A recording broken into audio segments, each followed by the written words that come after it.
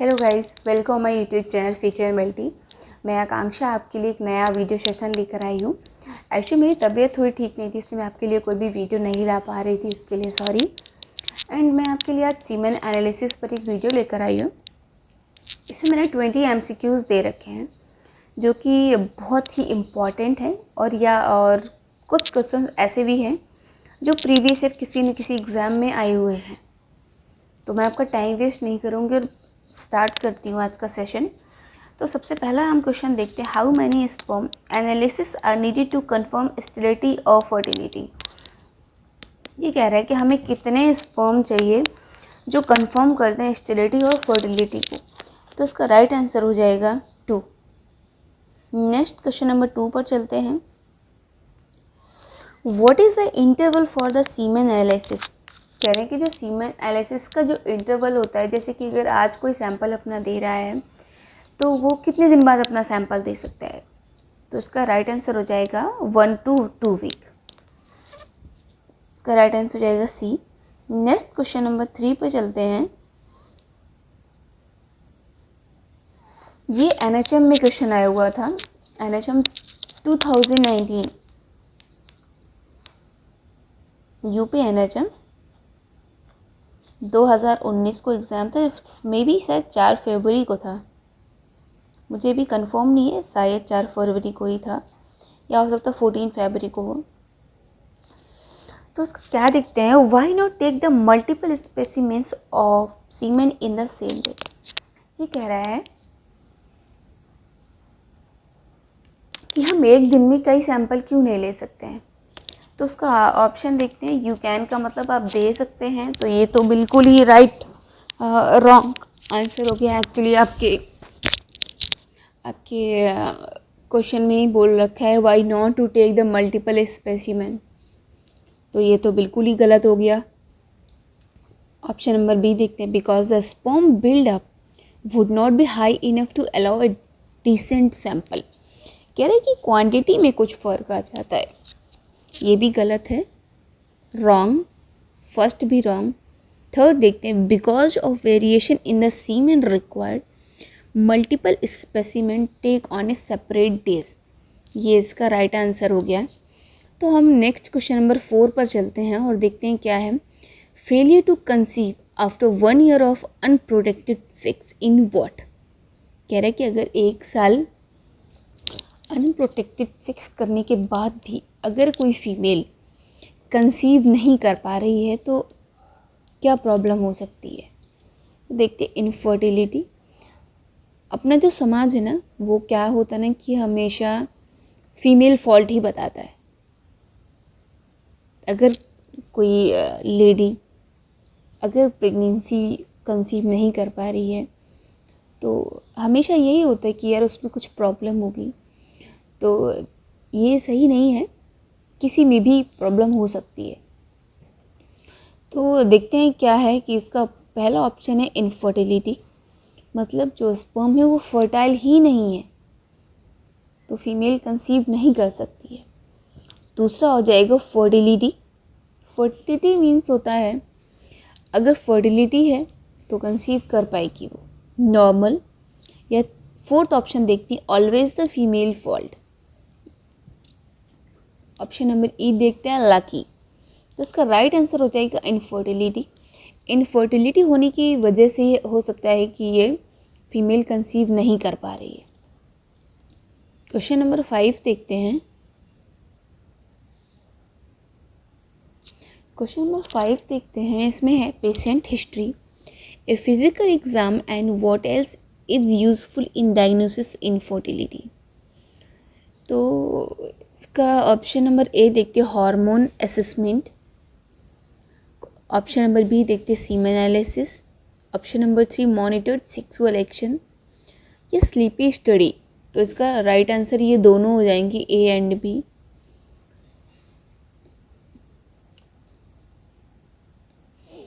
Hormone assessment के लिए भी पेशेंट की हिस्ट्री बनाई जाती है और सीमेन एनालिसिस के लिए भी पेशेंट की हिस्ट्री बनाई जाती है।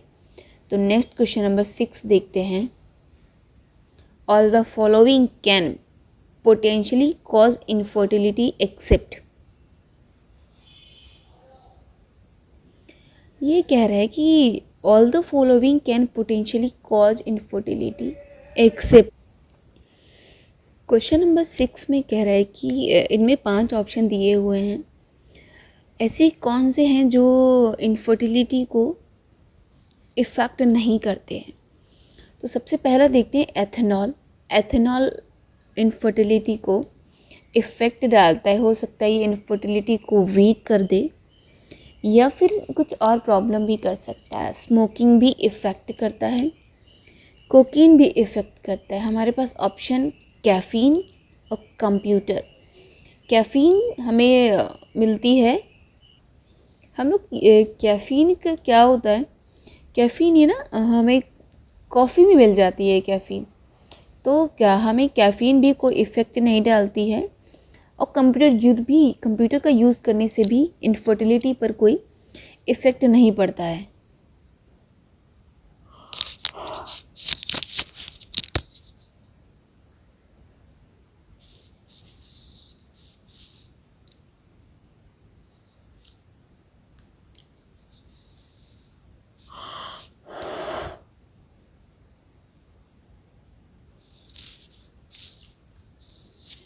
How soon should the specimen of sperm analyzed?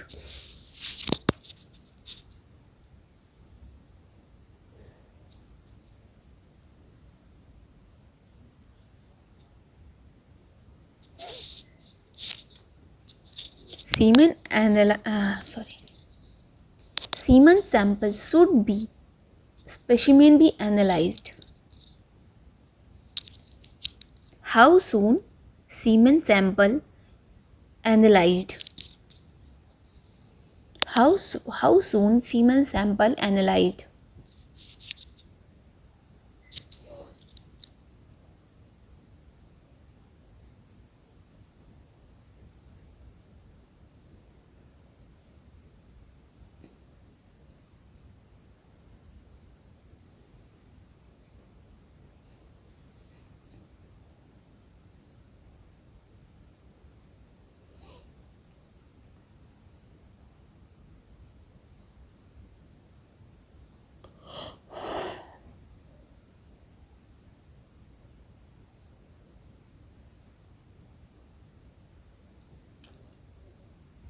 Semen sample को कितने टाइम के अंदर एनालाइज कर लेना चाहिए?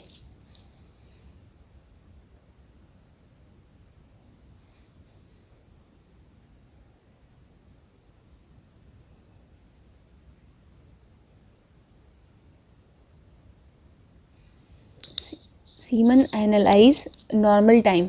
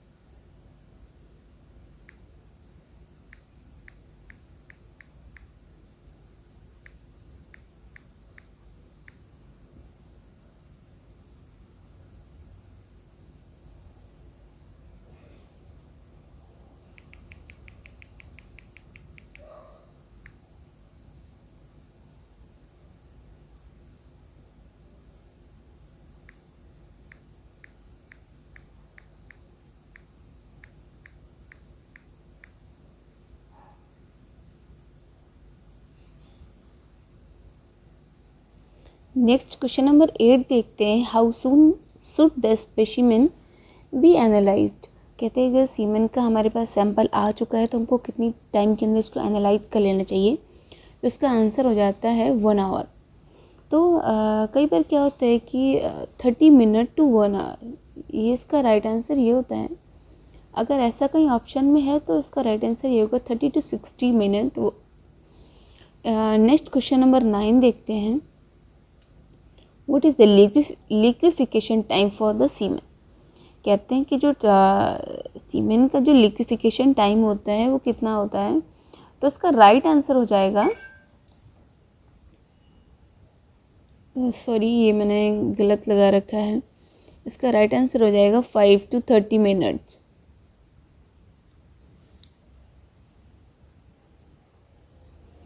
इसका राइट आंसर होगा 5 to 30 मिनट। तो आप मैंने करेक्शन कर दिया है। नेक्स्ट क्वेश्चन नंबर 10 देखते हैं, ejaculate volume should be at least blank and no greater then.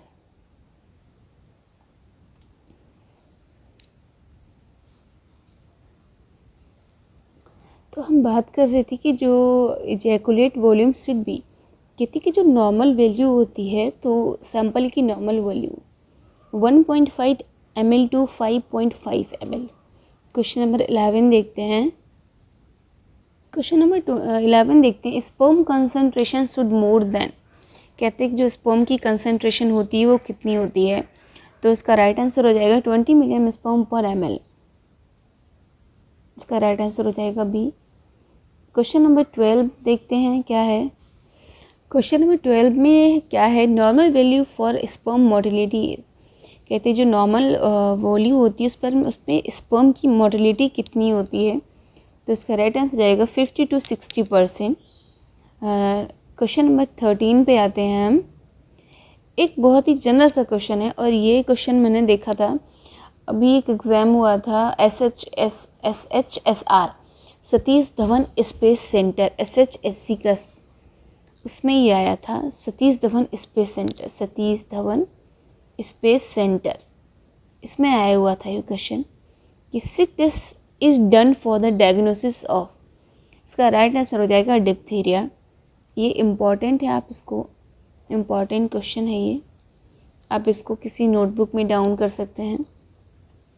Question number 14 पर चलते हैं। क्वेश्चन नंबर 14 क्या कहते हैं, what percent of all sperms appears normal. कहते हैं कि कितने परसेंट स्पर्म होते हैं जो हमें नॉर्मल दिखाई पड़ते हैं। तो इसका राइट आंसर हो जाएगा 40 to 20%। जो हमें नॉर्मल दिखाई पड़ते हैं वो होते 14 से लेके 20%। नेक्स्ट क्वेश्चन हम आते हैं 15। Who discovered antibiotics penicillin. तो इसका राइट आंसर हो जाएगा अलेक्जेंडर फ्लेमिंग। ये मतलब बहुत ही जनरल सा क्वेश्चन है और बहुत ही इम्पॉर्टेंट भी है। तो क्वेश्चन नंबर 16 पर चलते हैं और देखते हैं कि नेक्स्ट क्वेश्चन नंबर 16 देखते हैं, व्हाट इज़ सीमेन एनालिसिस। कहते हैं कि सीमेन एनालिसिस क्या है। तो उसका राइट आंसर हो जाएगा routine test for infertility. Infertility को चेक करने के लिए हम, एनालिसिस का मतलब होता है जांच करना, तो इनफर्टिलिटी की जांच करने को कहते हैं semen analysis. Next question number 17 चलते हैं, why would you do a semen analysis. Multiple choice question है ये, इसमें कई चॉइसेस भी हो सकती हैं। तो ऑप्शन नंबर 1 देते हैं, post vasectomy check to verify sterility. इसका राइट आंसर ये भी है। Failure to conceive after 1 year to unprotected sex, इसका ये भी आंसर है। टू डायग्नोस इनफर्टिलिटी, तो इसके 3 आंसर हैं और ये तीनों ही इसके राइट आंसर हैं। नेक्स्ट क्वेश्चन नंबर 18 पर चलते हैं, देखते हैं कि would the patient history be use to diagnose infertility. Yes, अगर पहले की कोई हिस्ट्री है तो क्या हम उससे पता कर सकते हैं कि इनफर्टिलिटी है। यस। क्वेश्चन नंबर 19 कहते हैं कि एजोस्पर्मिया मीन्स व्हाट। कहते हैं एजोस्पर्मिया क्या होता है। तो उसका एजोस्पर्मिया का मीन्स होता है no appearance sperm in semen. तो इसमें ऑप्शन है no measurable amount of sperm in semen. Option number 28 पर आते हैं, देखते हैं क्या है। Diabetes and cancer can affect fertility. Yes, ये सही है, डायबिटीज़ और कैंसर इन फर्टिलिटी को इफ़ेक्ट करते हैं।